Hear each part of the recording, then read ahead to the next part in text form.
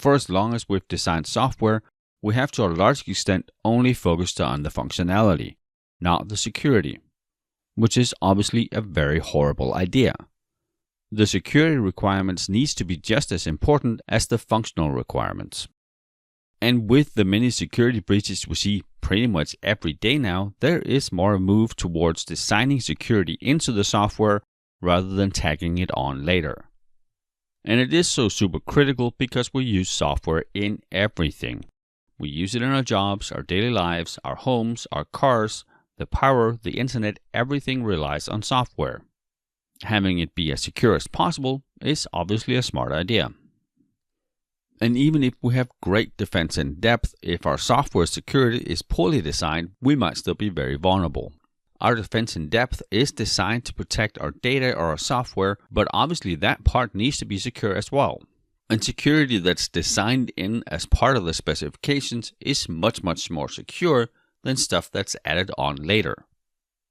Think of it like building a car. If you build a car and you forget to put the doors in, you can obviously retrofit it, but the integrity of the car is not going to be as strong.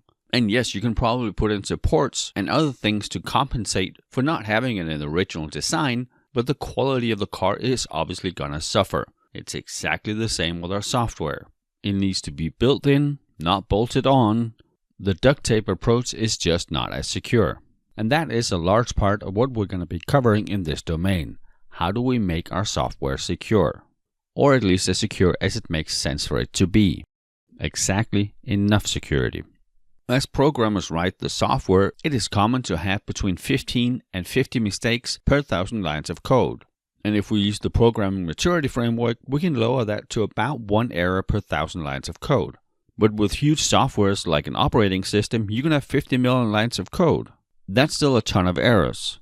And errors are not the same as vulnerabilities. It's just some sort of mistake in the code that makes it not do exactly what it was supposed to do. A lot of software can execute just fine with the errors in the code, but some of them will be vulnerabilities.